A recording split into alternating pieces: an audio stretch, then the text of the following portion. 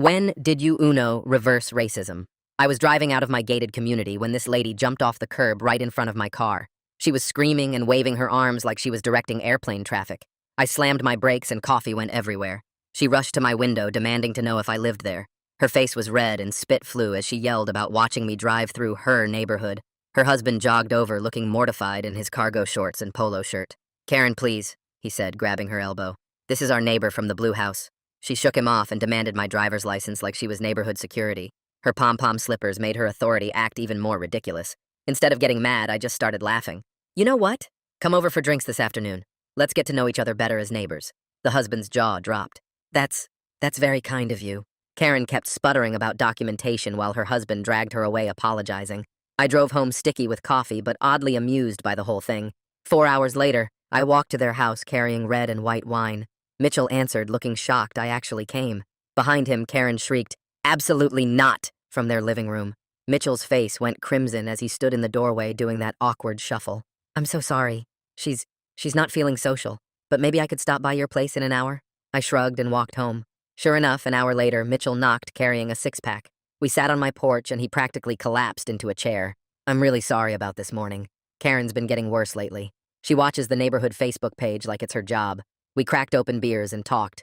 Mitchell was a software engineer who worked from home and seemed desperate for normal conversation.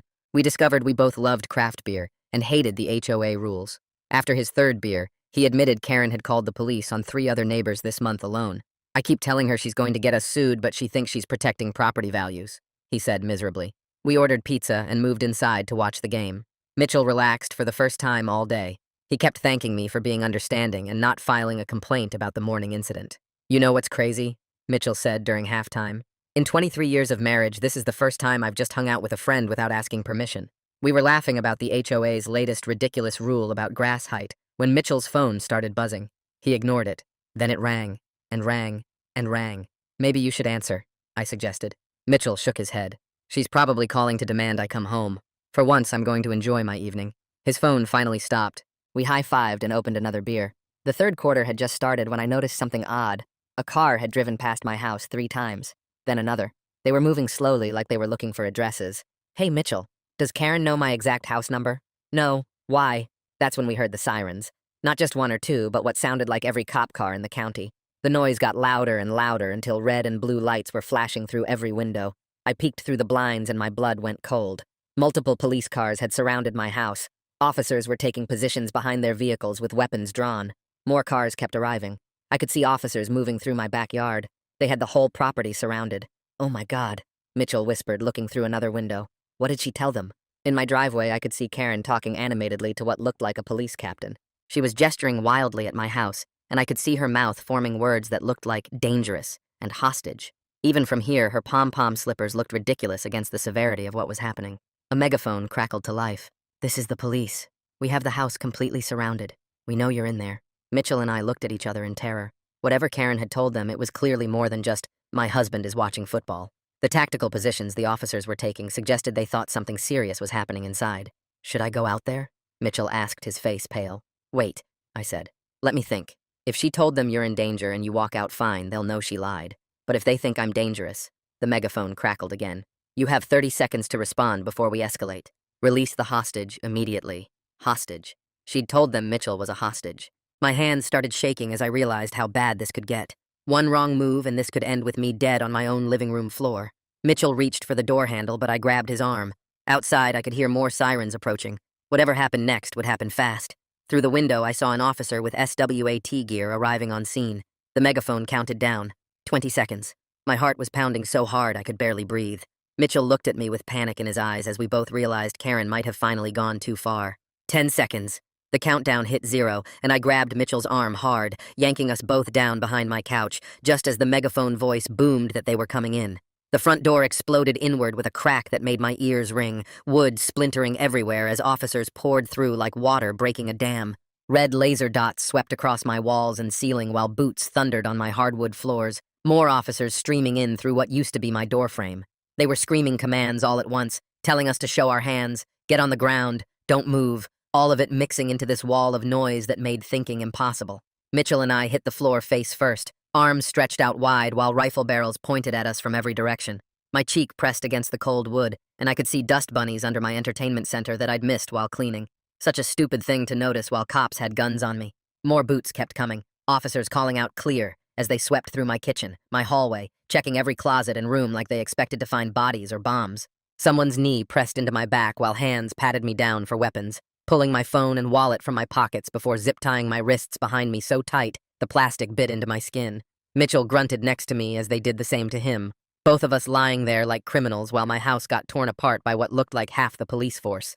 I managed to turn my head enough to tell the officer kneeling on me that I was the homeowner, and this was all a huge mistake. But he just said they were following protocol for a reported hostage situation and to stay still. After what felt like forever, but was probably 10 minutes, they finally let us sit up against the wall, though they kept us about 6 feet apart with an officer standing between us.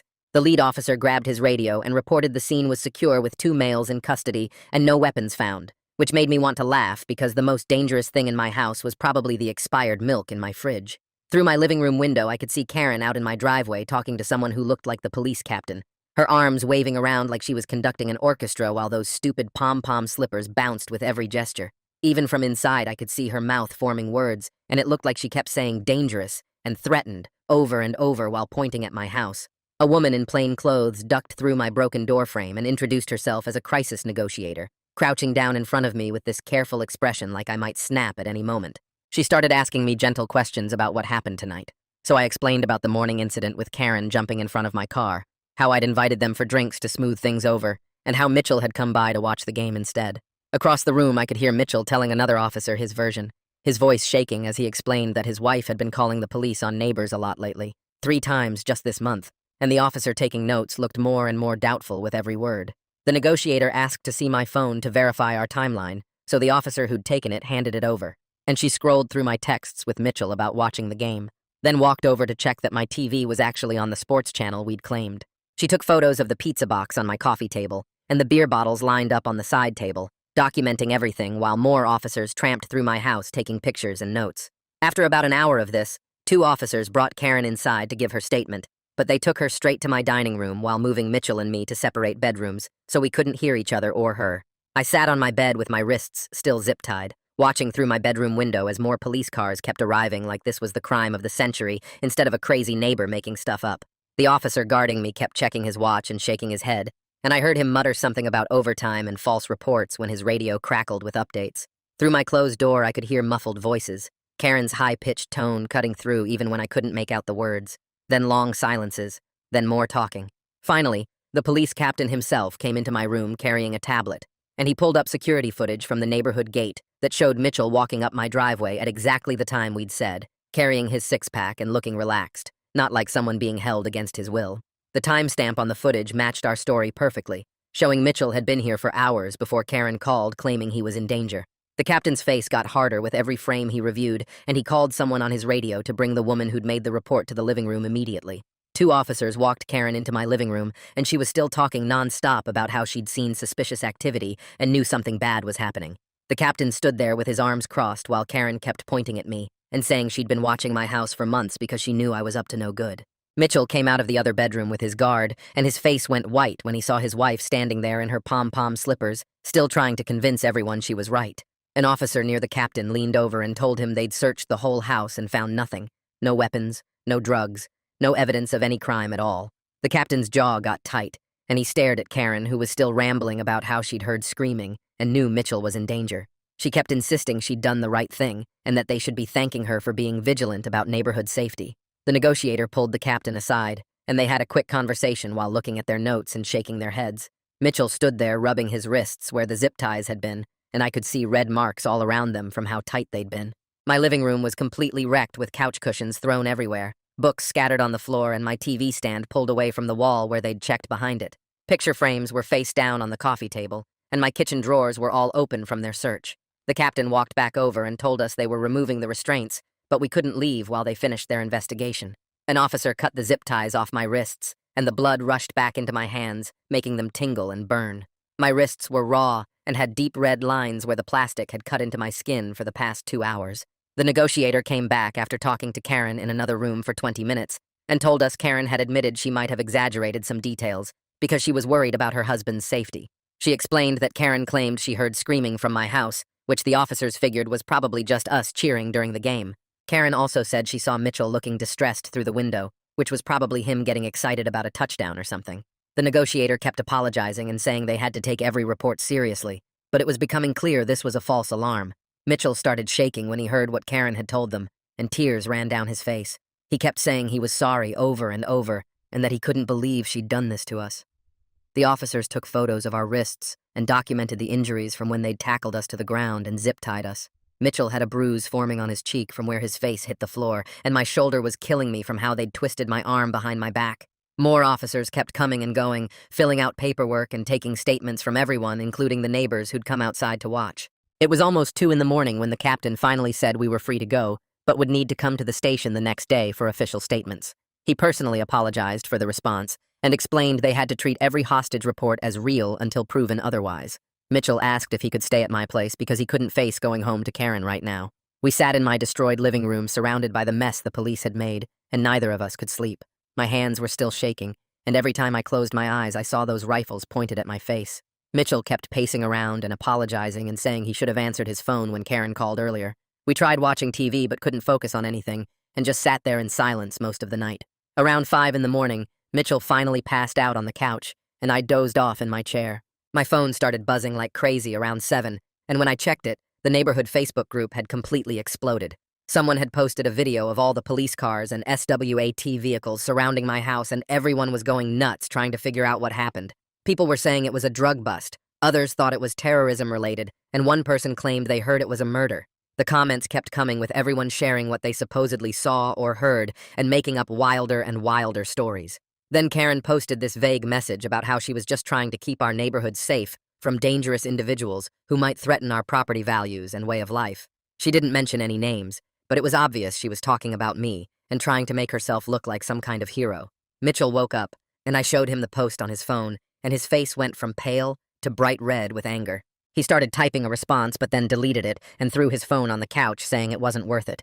We got dressed and drove to the police station where they made us wait for an hour before taking us to separate rooms for our statements. The detective who interviewed me seemed nice and kept shaking his head as I told him the whole story from the beginning. He mentioned this wasn't the first false report they'd gotten recently and that people were getting too paranoid these days. I spent 3 hours going over every detail while he typed it all up and had me sign multiple forms. Mitchell was in another room telling his side, and when we met up afterward, he looked exhausted. He told me he'd explained to the detective about Karen's pattern of calling 911 on neighbors and gave them specific dates and incidents. The detective had pulled up all those reports on his computer and found 3 calls just from this month alone, plus several more going back over the past year. Each time Karen had claimed something serious was happening, but when police showed up, it was nothing. Just kids playing too loud or someone parking in front of her house or a delivery truck she didn't recognize. The detective walked us out and told us to stay available for follow-up questions if needed. Mitchell and I sat in my car in the parking lot for a few minutes, just staring ahead, not saying anything. He looked completely drained and kept rubbing his face with both hands. I dropped him off at his hotel and drove straight to the law office my neighbor had recommended a few months back when I had that issue with the contractor. The attorney was a woman in her 50s who listened to my whole story while taking notes on a yellow pad. She kept shaking her head, and when I finished, she put down her pen and leaned back in her chair. She explained that what Karen did was actually several different crimes rolled into one really dangerous situation. Filing a false police report was the obvious one, but she said the way Karen did it by claiming there was a hostage situation could be charged as attempted murder by cop, since she knew armed police would respond. She pulled out more papers and started listing all the ways I could go after Karen in civil court, too. There was the damage to my front door from when police broke it down, plus my wrists were still bruised from the zip ties, and she said the emotional trauma of having guns pointed at me in my own home was worth serious money. She also brought up Karen's Facebook posts and said those counted as defamation, since she was spreading lies about me being dangerous to the whole neighborhood. We spent 2 hours going through everything while she typed up notes and had me sign papers authorizing her to start building the case. She took photos of my wrists and the damage to my house and said she'd request the police body cam footage, too. My phone buzzed while I was signing papers, and it was Mitchell texting that he couldn't go back home and was going to stay at the hotel for a while. He said he'd been on the phone with divorce lawyers all afternoon trying to figure out how to separate from Karen after being married for so long. I showed the text to my attorney, and she nodded like she'd seen this before. On my drive home, my phone kept lighting up with messages from neighbors I barely knew. 3 different families reached out saying they needed to talk to me about Karen. One guy who lived 2 streets over said Karen had called CPS on them last summer because their 8-year-old was riding his bike in the driveway without a parent standing right there. The investigation took weeks and nearly destroyed their family, even though CPS found nothing wrong. Another neighbor said Karen reported them to animal control, claiming they were abusing their dog just because it barked sometimes during the day while they were at work. The third family said they almost sold their house and moved after Karen kept calling the cops on their teenage son for playing basketball in their own driveway after school. That evening, the HOA president called my cell phone, which was weird since I'd never talked to him before. He sounded really nervous and said he needed to call an emergency meeting about what happened, because the HOA could be liable if one of the residents was going around making false reports that put other residents in danger. He wanted to create new rules about how complaints between neighbors should be handled and said he was worried about getting sued if something worse happened. He scheduled the meeting for 3 days later at the community center. The next morning, Mitchell called and asked if he could stop by to grab something from his computer at home, but he didn't want to go alone. We drove to his house together, and Karen's car wasn't there, which was a relief. Mitchell went straight to their home office and logged into the desktop computer. His hands were shaking as he clicked through folders, and then his face went white. He turned the screen toward me, and there was a folder labeled Neighborhood Watch Evidence, with subfolders for different addresses, including mine. Inside my folder were screenshots going back 6 months of every photo I'd posted on social media, even stuff from my private Instagram that she must have gotten from someone else. There were photos of my car with notes about what time I left for work, pictures of delivery trucks at my house with timestamps, and even screenshots of comments I'd made in the neighborhood Facebook group. Mitchell found similar folders for 5 other neighbors with the same creepy level of detail. He forwarded everything to my attorney's email and to his divorce lawyer, too. 2 days later, the detective called to tell me they'd finished their investigation and were recommending charges against Karen for filing a false report and reckless endangerment. He said the district attorney would review everything within the week and decide whether to prosecute. He also mentioned that finding out about Karen's previous false reports to 911 made this much more serious, since it showed a pattern of behavior. My attorney got the news, too, and immediately filed a cease and desist letter demanding Karen stop posting about me online and stay at least 100 feet away from my property. She also demanded Karen stop taking photos of my house and delete all the screenshots and surveillance notes she'd been keeping. We sent it certified mail and through email to make sure she got it. The HOA meeting came 3 days later, and the community center was packed with way more people than I'd ever seen at one of these things. The president started explaining what happened and why we needed new policies. But before he could finish, people started shouting from different parts of the room. Some neighbors were defending Karen, saying she was just trying to keep everyone safe, while others started sharing their own stories about her harassment. One older couple said Karen had measured their grass with a ruler and reported them to the HOA for being a 1/4 inch too tall. Another family said she'd called the cops on their nanny for sitting in a parked car during her break. The room got louder and louder, with people arguing about whether Karen was protecting the neighborhood or terrorizing it. Mitchell had been sitting quietly in the back, but suddenly stood up and walked to the front of the room. His voice was shaking, but he spoke loud enough for everyone to hear. He apologized for what his wife had done and admitted she needed professional help. He said he'd been in denial for years, but watching me almost get shot by police finally made him realize how dangerous her behavior had become.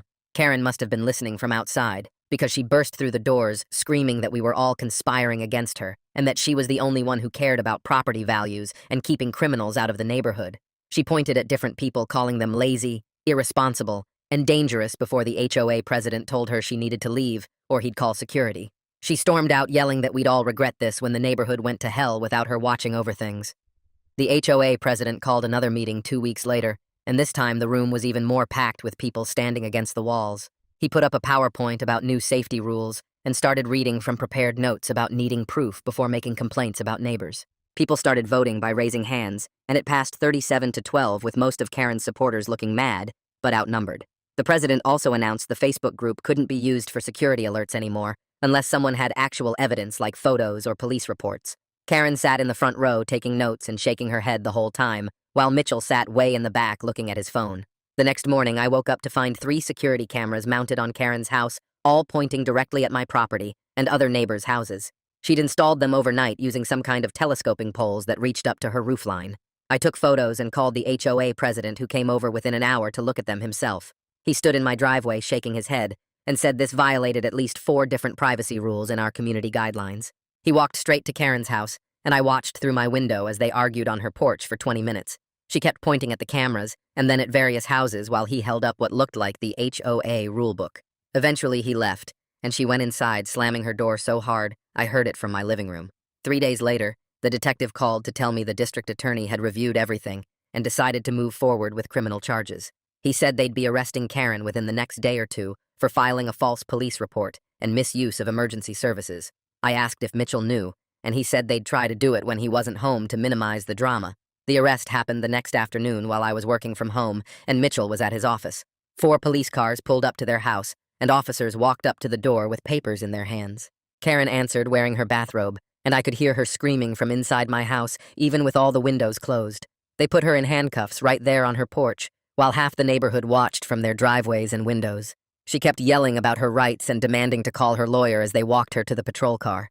The whole thing took maybe 10 minutes, but the neighborhood Facebook group exploded with posts and comments within seconds. Mitchell called me that night sobbing so hard I could barely understand him at first. He said he'd gotten home to find crime scene tape on his door and a note from the police about Karen's arrest.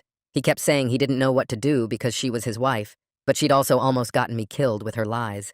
He told me he'd been staying at the Hampton Inn down the street for a week already because he couldn't deal with her anger about the HOA meeting.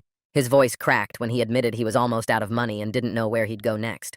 I told him to pack a bag and come stay in my guest room until he figured things out. He showed up an hour later with 2 suitcases and a laptop bag looking like he hadn't slept in days. We didn't talk much that first night, but I showed him the guest room and told him to stay as long as he needed. The next few days were quiet, with Mitchell mostly working from the guest room and only coming out for food. Karen posted bail after 3 days, and the first thing she did was drive straight to my house at 7 in the morning. She stood on my lawn screaming for Mitchell to come out and calling me a homewrecker and saying I'd destroyed her marriage. Mitchell was shaking in the kitchen while I called 911 and told them someone was violating a restraining order on my property.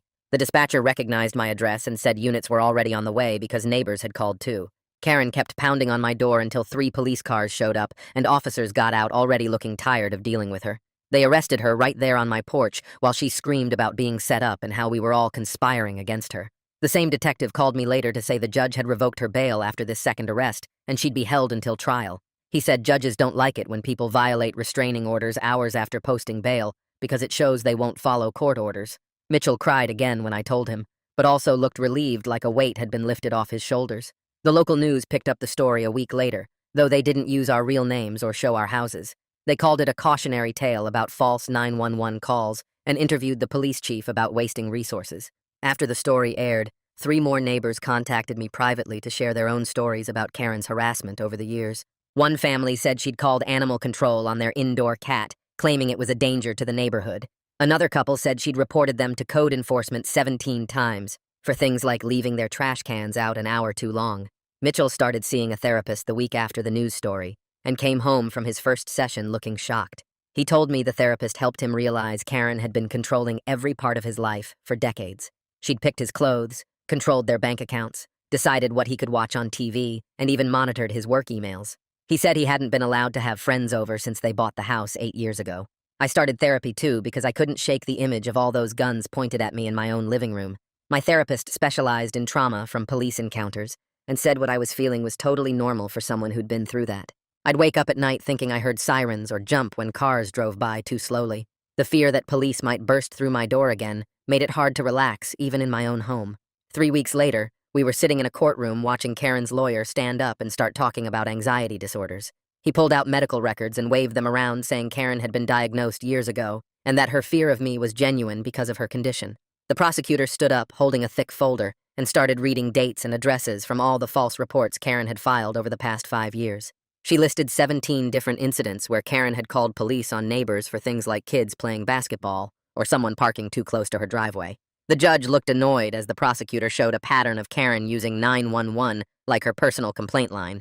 Mitchell sat next to me taking notes on everything being said because his divorce lawyer wanted copies of all the court documents. After court, Mitchell drove straight to his lawyer's office and filed the divorce papers he'd been putting off for weeks. The lawyer helped him fill out forms for separating their bank accounts and dividing their assets. Mitchell signed papers requesting the house since Karen's arrests happened there, and she couldn't return anyway because of the restraining order. 2 days later, Mitchell called me sounding confused because his lawyer found 3 bank accounts Karen had hidden with almost $40,000 total. The statements showed she'd been moving money from their joint account for 2 years, putting $500 here and $300 there into accounts only in her name. Mitchell's lawyer said this was financial fraud, and they could use it in the divorce to get Mitchell a better settlement. The HOA president called an emergency meeting that week and announced they were bringing in a professional mediator to teach conflict resolution. He said our incident had made the board realize the neighborhood had serious communication problems that needed fixing before someone got hurt. The mediator showed up the next Tuesday and set up chairs in a circle at the community center. About 20 people came, which was less than half the neighborhood, but more than I expected. She made us do exercises about listening without judging and finding common ground even when we disagreed. Some people rolled their eyes, but others actually took notes and asked questions about handling difficult neighbors. 3 weeks after Karen's arrest, the prosecutor called to say Karen wanted to plead guilty to reduced charges.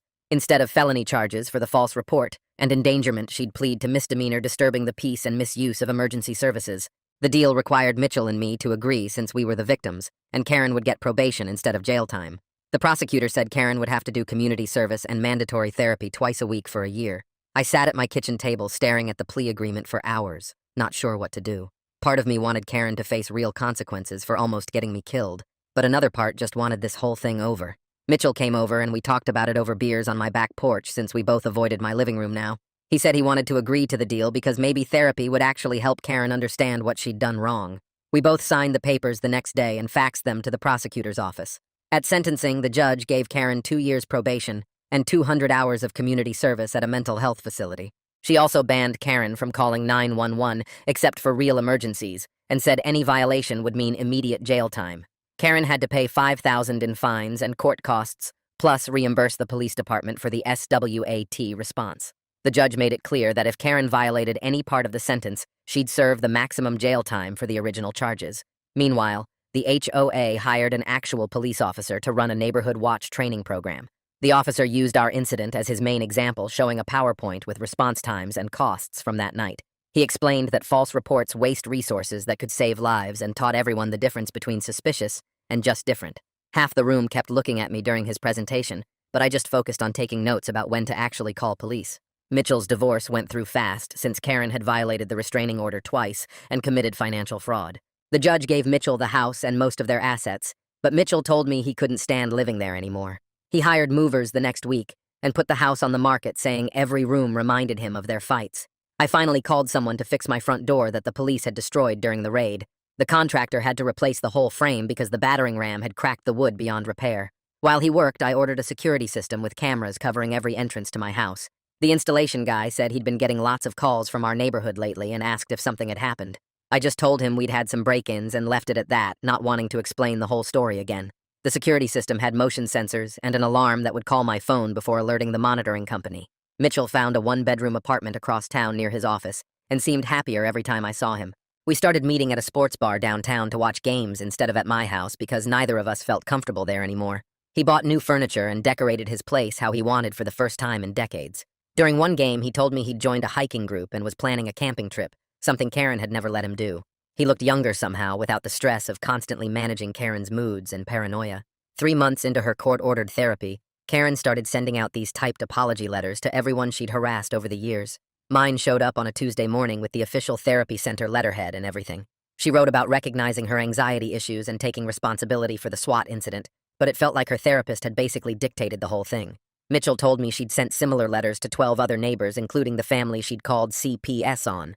Most people just threw them away, but the older couple down the street actually wrote back saying they accepted her apology and hoped she'd get better. The neighborhood Facebook group stayed pretty quiet without Karen's constant posts about suspicious cars and people walking dogs too early in the morning. You could tell there was this weird split, though, between the people who still thought Karen had been protecting the neighborhood and those of us who'd been targeted by her. At the next HOA meeting, half the room wouldn't even look at me and Mitchell, while the other half kept coming up to share their own Karen stories. The HOA president tried to keep things focused on normal stuff like landscaping budgets, but every discussion somehow circled back to what happened that night with the police. 6 months after everything went down, Mitchell called me all excited about this woman he'd met at a coffee shop near his new apartment. Her name was Sarah, and she worked as a nurse at the hospital downtown. He kept saying he couldn't believe someone normal actually wanted to date him after 23 years with Karen. They'd been out 4 times, and she hadn't once checked his phone or demanded to know where he was every minute. He was learning basic relationship stuff, like it was okay to have different opinions about movies, and that arguments didn't have to turn into screaming matches. Meanwhile, my lawsuit against Karen's homeowner's insurance finally went through after months of paperwork and depositions. The insurance company settled for $35,000, which covered my therapy sessions, the new security system, the door replacement, and left me with enough to take a nice vacation. My lawyer said they wanted to avoid a jury trial where the SWAT footage would play badly for them. The check arrived the same week Mitchell told me Karen was finally moving. She'd finished her community service hours at the mental health facility and decided to go live with her sister in Arizona. Mitchell helped her pack just to make sure she actually left and told me she seemed different, like the fight had gone out of her. The moving truck pulled away on a Thursday afternoon, and you could practically feel the whole neighborhood exhale. 3 weeks later, the HOA sent out this new policy document they called the Good Neighbor Guidelines, which written because of our incident. It had specific rules about when to call police, what constituted actual suspicious behavior, and consequences for false reports, including HOA fines and possible legal action. They even brought in that police officer again to do another training about the difference between being vigilant and being paranoid. Everyone knew why these rules existed, but nobody said Karen's name out loud anymore. Mitchell and I kept meeting up for games, though we'd switched to this sports bar downtown that had better wings anyway. We'd joke sometimes about how Karen accidentally did us both a favor by being so crazy that night. He got free from a toxic marriage, and I learned to take suburban safety seriously with my new security system and cameras. His new girlfriend, Sarah, started joining us sometimes, and she was cool about the whole story, even though it sounded completely insane when we explained it. She said she could tell Mitchell had been through something rough, but that he was working on himself, and that's what mattered. The insurance money let me take 2 weeks off work to just decompress and deal with the lingering anxiety from having guns pointed at me in my own home. My therapist said it would take time to feel completely safe again, but I was making progress. Mitchell was doing his own therapy too, and said it was helping him recognize all the ways Karen had controlled him that he'd thought were normal. Like he'd never realized other couples didn't have hour-long interrogations about credit card purchases under $20. The annual neighborhood BBQ rolled around in September, and for the first time in years, people actually seemed relaxed. Mitchell brought Sarah and introduced her to everyone while I just enjoyed not feeling like I had to watch my back constantly. People were actually talking to each other face to face instead of posting creepy photos on Facebook asking if anyone recognized their neighbor's houseguest. The HOA president made some speech about community and working together, but everyone knew he meant we'd all learned our lesson about letting paranoia take over. Nobody called the cops even when some teenagers got a little loud playing basketball at the park next door. Mitchell won the cornhole tournament, and Sarah high-fived me when he beat the guy who'd supported Karen at all those HOA meetings. It felt like the neighborhood had finally found its balance again, even though we all knew what happened that night had changed everything permanently. Well, that's gonna do it for me today. Appreciate you hanging out and questioning things right along with me. Always feels like a real journey when we share it together. Subscribe for more content like this.